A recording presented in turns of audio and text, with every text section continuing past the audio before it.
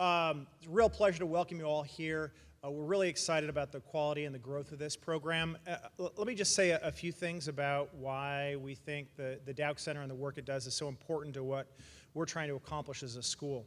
So one of the main things that I wanted to accomplish while I serve in the dean's role is to tighten the connections between what we're doing within the Krannert School and at Purdue and our industry partners. In my view, and in the view of our faculty, the things that we are trying to get done as a school in terms of our faculty scholarship, in terms of our student preparation for great careers, in terms of better understanding what's happening in the world, all of that will be better facilitated by tighter integration between you all and the things that we do in the school. And so I think there's no organization within Krannert that better exemplifies that idea than the Dowk Center. So we're really pleased to see everybody here tonight, tonight, this morning, what time is it? 8:30 in the morning. Glad to see everybody here this morning, and we think we've got a great program for you. The thing that I'd ask you to do as you participate here today, think about how we might engage you more deeply as a company. Come to the conference is great. We think that there's a lot more on offer here in terms of talent acquisition, in terms of student or faculty-led student projects to try and solve problems within your companies. We have some major initiatives that Ananth Iyer is going to talk to you about later on, but some pretty exciting things that are going on at the interface between the university and industry.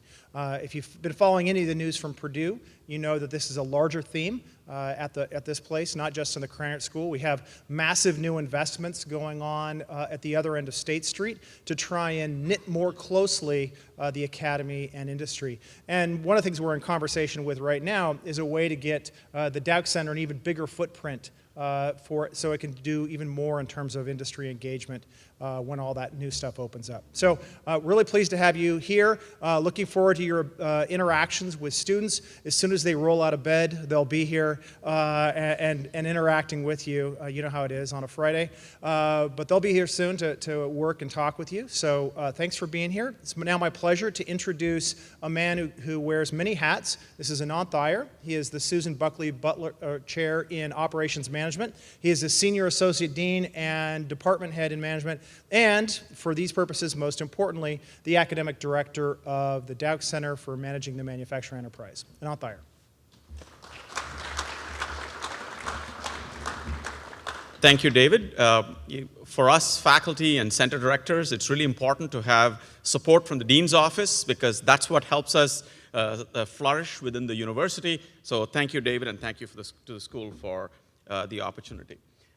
It's my pleasure to talk to you a little bit about what we've been doing over the past year and give you a sense going forward of ways we'd like to engage with you.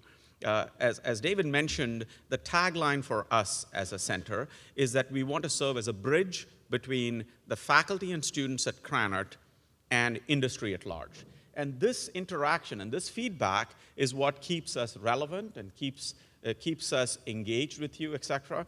And one of the things that I'm hoping that happens is we have frank conversations on what we can do better. Because we as a public institution have an obligation to train our students so that they're successful and you're successful. So that's one of the themes I want to emphasize as I describe our activities. The first thing to note is a few people who make this center work. So Steve Dunlop, who started off the activities today, Heidi, who's outside, who's helping us with a lot of the logistics that get things to happen, and a lot of our graduate students, and you'll see many students here. They are the people that make the center run. The total number of staff in the center is just Steve and Heidi.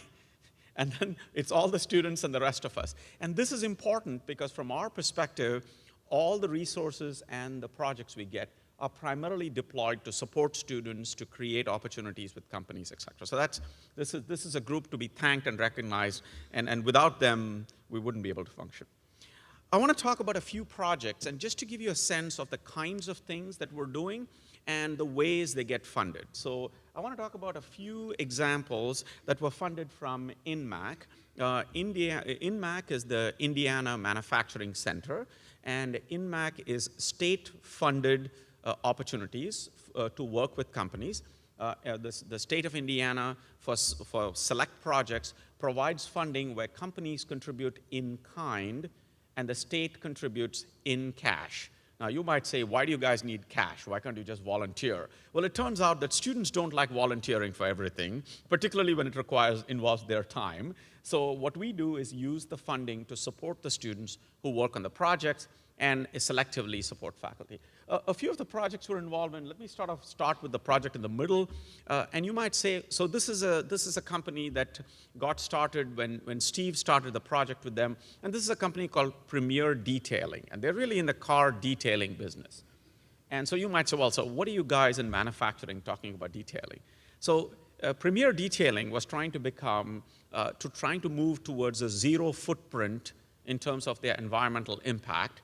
But at the same time, they also wanted to organize the detailing process within their shop. And it actually turns out, when you dig a little deeper, that they have many different sources of customers. Some of their customers come from the various, the car repair facilities here, the Bob Rohrmans and the Mike Razors, et cetera. And some of them come from new cars that have to be detailed. And the others come from customers walking in through the door. So you notice that the order management process has a mix of sort of stable clients who are to be given service and walk-in clients who actually might be bigger margin. And if you abstract that problem, that's the problem of many manufacturing firms. You have long-term customers who give you lower margins but who need to be provided reliable service, and then emergency orders that you get with high margins. And the question is, how do you fit the two in to provide good service for both? And so from our perspective, that's what our students had the opportunity to do. They had the opportunity to understand how you balance these different workflows so that while you run an efficient operation, you're also looking at the bottom line to see how the bills get paid. And that's a theme you'll see in a lot of our projects. We are focused on the operation, but we're also focused on the business. And the question is how you balance the two. And this sort of was a great example of one of those things. There are a couple of other projects that are in the early stages. One is with Monosol Curare Plastics, which is, I think they've just opened a plant in Lebanon, Indiana. And they face a similar issue with respect to their order queues. And in conversations with many of you, the good news is that it appears as if the economy is blossoming for everybody, and there are a lot of orders in the order book. But at the same time, people are also worried about capacity constraints. And the one worry about how you manage the capacity constraints is that you don't want to get the wrong customers mad at you. Because if those customers get mad at you, they remember when the economy is not so strong. So you do want to keep all of your customers happy with taking care of those customers today, even with capacity constraints. So we have an interesting project started on that front, which is sort of managing and modeling the order queue and balancing it with existing capacity. There's a third company, Galbraith Hook, and they're moving from a cellular model of assembly where a few people did all the steps. As their order volumes grow, they're switching to more an assembly line type operation. Now the challenge is each of their individual product has its own variations. So in structuring the assembly line, in order to get more throughput, you need to manage it fairly carefully so that you still can offer the kind of flexibility that the market desires. So these are sort of a quick glimpse of the kinds of projects we're involved in. All of them involve faculty oversight with the primary tasks being done by students. And when they're doing that, they're sort of learning about the challenges of managing manufacturing. One of the larger grants we were involved in is a grant with the European Union. And you might say, what's the European Union doing funding Purdue University? Well, it turned out, as luck would have it, this is one of the things that we do as a center, and this is our charter. So I was on sabbatical 2 years ago, and on Thursday we got a call saying there's an opportunity for a grant with the European Union. That's the good news. The bad news is everything is due by Monday, 5 p.m. So now, the challenge there was, of course, Procter & Gamble is a U.S. corporation, but they had a very large R&D presence in Brussels, and they had plants all over Europe. And the European Union, This was funded by the European Union Customs, and they needed a project involving a US university, a US corporation with facilities in the US and Europe requiring clearing of customs in both directions. So that's the little sweet spot we got. The good news is everybody, including sponsored programs at Purdue, Purdue Legal, everybody came through in 4 days. We got it submitted, we got the grant, and we got to do some very interesting things. The project focused on detergent pods. Now, please don't think about the YouTube in which kids are eating pods, because you're not supposed to, but these are detergent pods. And detergent pods are a new direction that fast-moving consumer goods companies are moving towards. So detergent pods are basically what they call unidose. You just take a pod, put it in your washer, and similarly you put a pod in your dishwasher, and that pod contains all of the chemicals separated, and the polymer that encases it is water-soluble, so that's the way it operates. Now, the good news is that Procter & Gamble is a leader in this space. There's a lot of specific technology involved. It turns out there are plants in Indiana involved that clear customs, travel on ships out of New York. So we started studying this global supply chain, and one of the very interesting questions was, how do we synchronize manufacturing plants? So we were actually, in fact, last week we were scheduling their plant in France, and part of our challenge was that variety in this pod business has been growing to accommodate different preferences, and manufacturing has to adjust, and there's a lot of variety. So it's a fascinating project. The second thing we were looking at is business continuity planning. So what if something happens to the plant here in the US? How do we adjust across the supply chain and across the inventories to keep the enterprise operating? And the third question we're focusing on is container visibility. And this seems like a simple problem, but it actually ends up being fairly tricky. And so when you think about the available technologies, you can have continuous monitoring, but remember, anytime you're continuously monitoring something, you're draining the battery of whatever it is you're monitoring. So you can have continuous monitoring, but then you need to load a bunch of batteries. The alternative is you have discrete times where you keep track of when you enter this region, you send me a signal, and various other possibilities. So one of the things we spent quite a bit of time doing is thinking through container tracking. And these are the containers that are taking material to support the various plants. So what did we learn? There are some simple messages which are actually interesting. And in retrospect, this is one of those things we say, well, why didn't you think about it before? And one very simple message is that sometimes slowing down response can increase synchronization. Okay? So here's sort of the general idea, that if every time somebody gives you a change, if you keep implementing it, then what you're doing is, in effect, not having sufficient opportunity to be efficient. And that, particularly if you're capacity tight, this reaction to every little signal can actually make you worse in terms of performance. So all you need to do is basically, as my kids would tell me, take a chill pill, okay? Slow down a little bit, and the net effect is you'll have faster and better performance.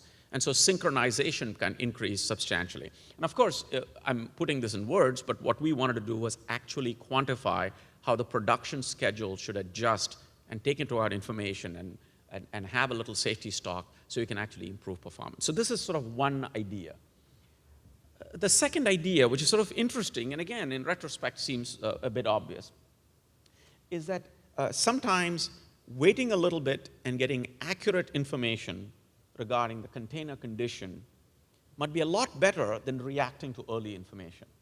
So for example, so just think of an example. You're heading off to drive to O'Hare, and the moment you get on I-65, you run into a major traffic jam. Okay?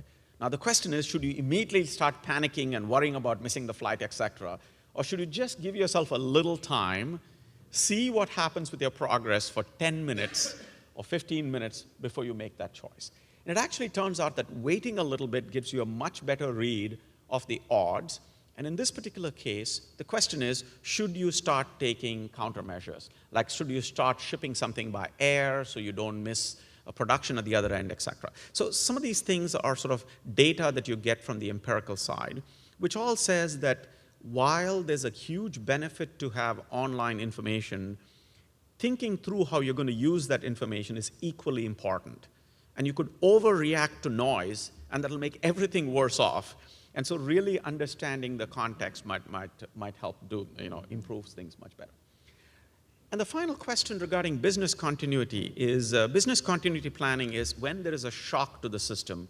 So for example, right now, Hurricane Florence is a shock to the system. There are many plants taken out. And the question is, how will the rest of the system function? And the basic solution we came up with is that you probably need to have sort of a portfolio of choices. And those choices need to be something that you anticipate. So having plants that can pick up when other plants have a problem, or having a few different versions of your process, those are the kinds of things, or having some inventory, or shifting things along the network. These are all ways in which you can accommodate a shock to the system. And part of what you can think about is how to plan for it. So this is an example of a project which is sort of a fairly large corporation which came in with many, many details. And this is the kind of thing that we would love to jump and do. This was a fairly substantial project that lasted exactly 1 year, but we had a wonderful opportunity to get a lot of detailed data. The other group that we've been working with is the Indiana Department of Transportation. And INDOT's commissioner has been very open about finding ways for us as a business school to engage. Historically, INDOT has worked with our Department of Civil Engineering and Construction Engineering. And some of the new things that are happening, which intersect with our current Purdue president, is when the Ohio River Bridges project between Indiana and Kentucky were built, there were 2 bridges that had to be built. And normally what would happen, and they're both bridges across the river, and normally what would happen is each state would build half the bridge. Okay? And you can imagine if each state is building half the bridge, unless the 2 sides intersect, you don't have a bridge. Right? So one of the solutions that was developed when Mitch Daniels was governor is that, okay, we'll build one bridge and you build the other bridge. Now, you might think it's trivial, but politically, it's a very, very, very difficult thing to pull off. Anyway, they decided, okay, each person is going to build one bridge. Each state is going to build one bridge. And one of the things that's interesting is states have different rules regarding how you can contract to build a bridge.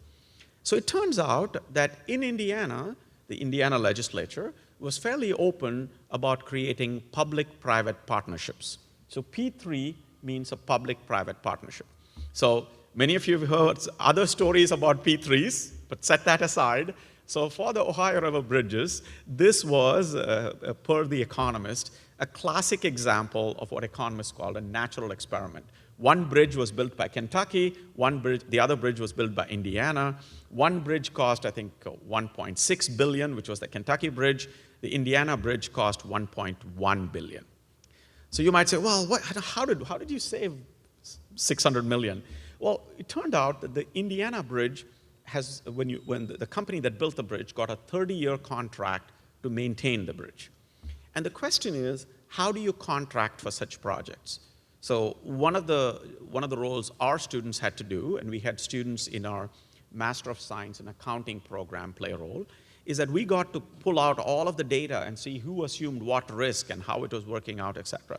And part of our goal was to build a spreadsheet, a sort of a framework to evaluate and think about P3s. Now, P3s have not gotten a great name here in Indiana because for following the Ohio River Bridges, there were some other constructions that didn't go off as well. But it is interesting to sort of think about how this might work.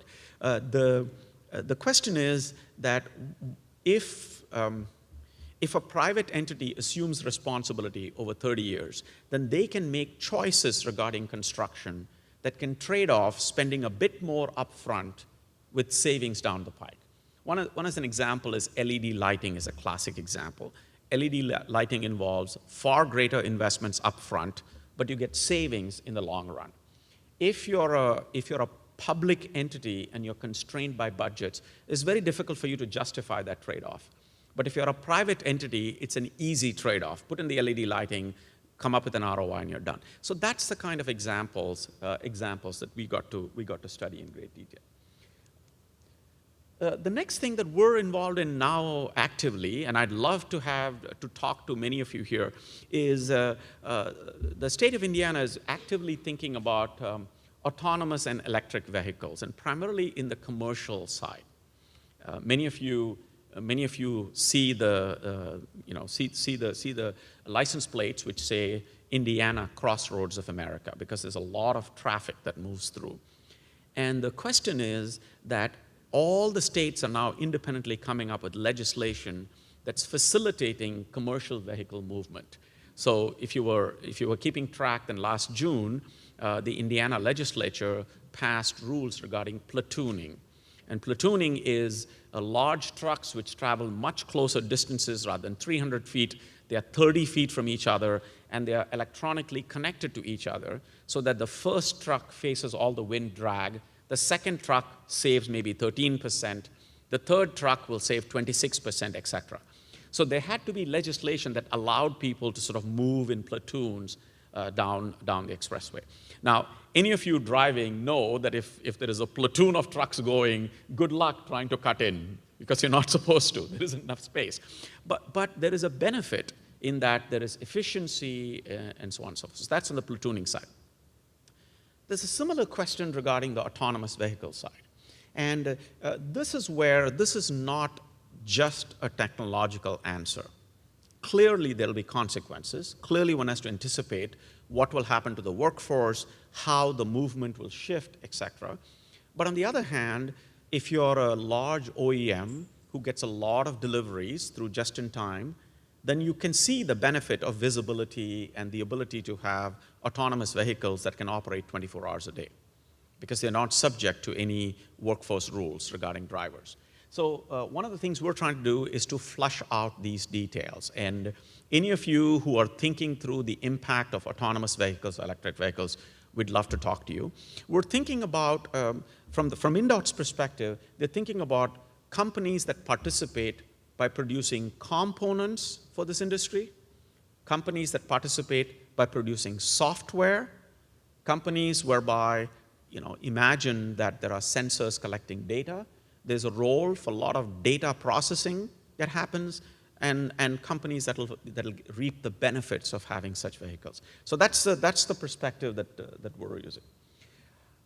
Some of the things that are changing, I mentioned P3 at the top of the slide. The Federal Department of Transportation has started encouraging state DOTs to start becoming a bit more creative and a bit more responsive to customers. So think about shelters, for example. The question is, if there could be engagement with private entities, can shelters offer more services? Would you be able to go in, open up your laptop and do some work, et cetera, et cetera?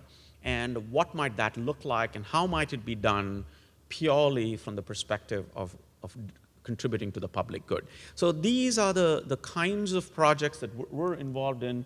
The last part is something very interesting, and a lot of these things involve trade-offs. So if you're building a road, it really isn't that much more expensive to put a large pipe in there through which you can run broadband fiber.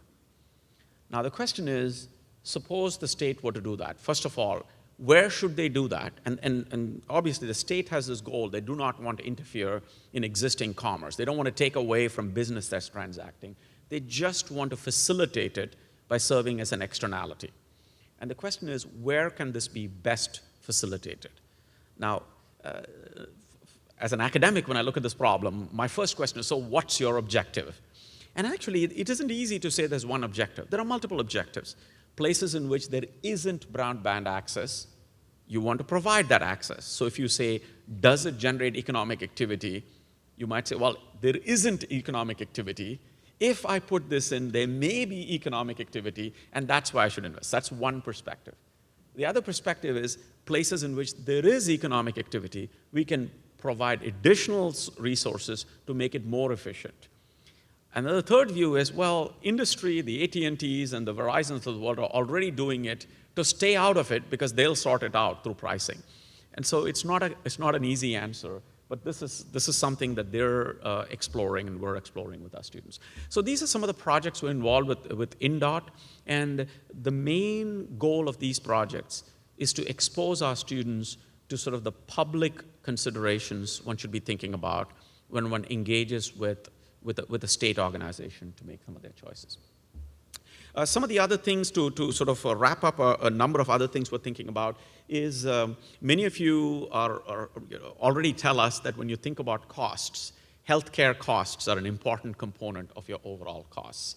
I remember several years ago a project with, at that time, Chrysler Corporation, where we had gone to meet the vice president of procurement, and one of the procurement managers came and said, why are you talking about procurement of widgets? Why don't you help us with procurement of healthcare? Because that's growing faster than the cost of anything else that we're doing. And if you can bring the procurement of widgets in the manufacturing space to the healthcare space, that's really where you would have a bigger benefit. Now, that being said, clearly the market signals have been passed on, and there are many healthcare hospitals and others, even St. E's locally, that have hired Six Sigma black belts from the automobile industry to work for them. So we're working with one such organization. Advocate Healthcare is one of the largest healthcare providers in the state of Illinois. And we connected with the Advocate because their vice president of supply chain was a Krannert alumnus who connected us up. And one of the things that is happening in the healthcare space is healthcare organizations are buying up smaller hospitals, et cetera. So now there's a mishmash of a number of different hospitals with their own purchasing systems, their own software, their own processes. And what Advocate is trying to do is to somehow figure out a way to come up with some standard processes with some local variants. So our students have been going to individual hospitals as a team, mapping the process, looking at the kind of software and procurement, et cetera, and sort of making, as we make our way through the system, think about how we can simulate different process flows and find ways to suggest what they can do to improve. This is a fascinating project, primarily because individual, when as potential consumers, we don't understand how flexibility of choice to the surgeons and the doctors creates costs. Okay. So one of the costs, as an example, which I didn't know, is in this hospital we heard, is cardiac surgeons get to choose the kind of stents and which company to buy it from. And they choose based on where they were trained during their medical residency. So if you have people trained in different places, then each one of them tells you, buy this from Johnson & Johnson, or buy this from this company, or et cetera, and Boston Scientific, or whatever. And so now you don't have purchasing leverage. But if you could somehow get them to standardize, costs could decrease substantially. Well, remember, in healthcare, if you were the patient and the doctor told you, I'd really like to use this stent, which is good for you, but my procurement manager says I should use this other one. Notice that you wouldn't take it lightly, and you would get very mad, and the whole thing would fall apart. So somehow you need the doctors to decide for themselves that from a medical efficacy perspective, nothing is different. This is a commodity, and they're interchangeable. This is not an easy conversation to have. But if these conversations don't happen in healthcare, we'll be stuck with the cost where they are. But if they happen, then that's really where savings would come in. Now, the interesting thing is, within these hospitals, sometimes it's difficult to have these conversations. So sometimes what they're telling is, can you guys be the facilitators? Because then they could yell at you, they won't yell at us. And if you can then figure out how this efficiency can come about. Now, to me, this is the kind of training that is really important for our students, to serve as mediators who understand the preferences, understand the costs, and are trying to sort of think through, should we force this standardization, or should we leave it alone and just bear the costs? Nobody said one or the other is the answer, but it really has to come from. So these are some of the things we're getting to do here. Steve mentioned the engagement center, and I want to give you sort of a little sense of why we're trying to do this. Most business schools do not have labs. I mean, that usually happens in engineering schools. And so we don't develop the technology or write the software. Our focus is on figuring out the return on investment associated with adopting those tools. So we've pulled together various tools. Some of them have been contributed to us, some of them we have purchased, but they're all tabletop. They can be moved around. And one of the things we're trying to do is get our students to be familiar with the technology so that they can then think about the business use case. So we're not talking about developing the technology. We're talking about familiarity with the technology So people can start thinking about, well, this makes sense, or this is how I might use it. So, if you get a chance, you'll see a number of those things. What are our plans? Part of what we want to do is, the best way to think about this is to think about this hands-on. So for example, the benefit of all these augmented reality glasses is that now you can give work instructions through the glasses to direct people on what to do things, how to do things. And this becomes much easier than dropping a gigantic manual in which you got to read all the pages. Okay? So the training time decreases. The other thing is that you can also start thinking about feedback. Are you doing things correctly?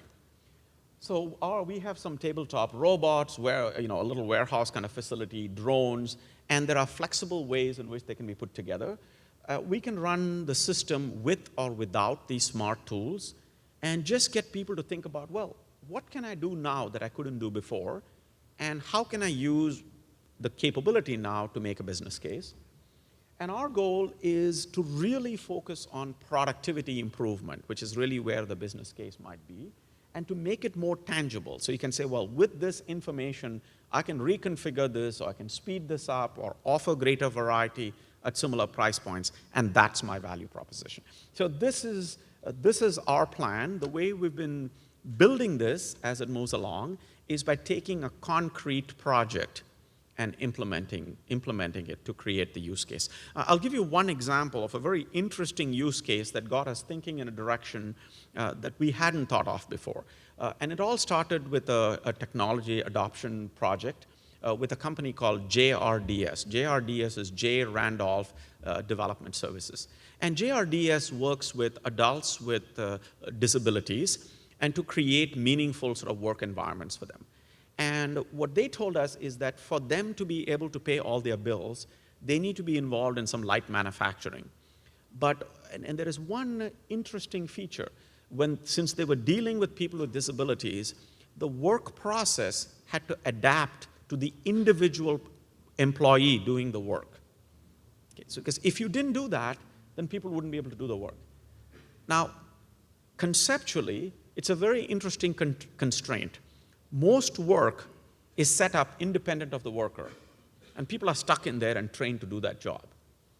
But there's a very interesting flip of the switch. What if you could adapt the work to the capabilities of the individual employee doing the work? That might facilitate retaining employees and getting the best productivity out of them. So it actually was that idea that got us to think about how technology could assist the individual to maintain their productivity. So these are the kinds of ideas that get us to get students interested, to do things that might allow us to benefit the workplace. We all know that here in Indiana, unemployment rates are at such low levels that virtually everybody in this room says the problem is getting people. So we need to start thinking about how technology can assist to enable people to be more productive than they otherwise might be able to deliver. So that's an example of some of the things we're trying to do. So here are things that are AR glasses, 3D printing, video analytics, et cetera. The way I look at it, I'm not fascinated by the technology per se. My question is, what is it going to do for me, and how can we do what we do better? And I think this gives us an opportunity to. And you'll hear from many people here, many experts who have seen applications in various contexts. So the last few minutes, I'm going to talk about something that we're going to hear from when we have three leaders who are in a panel. I just saw Johnny walk in. Where's Johnny? There he is. There he is. So Johnny is the CEO of the Wabash Heartland Innovation Network Project. This is funded by Eli Lilly. I'll just spend a couple of slides talking about it. You'll hear more about it from the leaders when they talk about the requirements from their individual region and how connections could happen. So this is a grant funded by the Eli Lilly Foundation. These are the 10 counties. And here are some of the things that we're trying to do. One of the studies suggested that if you look at this 10-county region and we look at the OEMs, the original equipment manufacturers, less than 15% of their products are sourced in this 10-county region. Okay. So the question is, how could we increase that number? And you might say, why should you increase the number? Well, if the companies are closer, you can react faster. you create greater opportunities for the regional investments to be leveraged, and lots of good things can happen. I mean, there could be investments that help. Purdue can play a role, various things can happen. So one of the things we're trying to do is to think about companies not just in terms of the products you're making right now, but think about your capability of what you could make. And the difference is, we can certainly have a list of products you make, which is what normally would happen. Can I source? Well, I'll do a search, and it'll tell me who makes these products.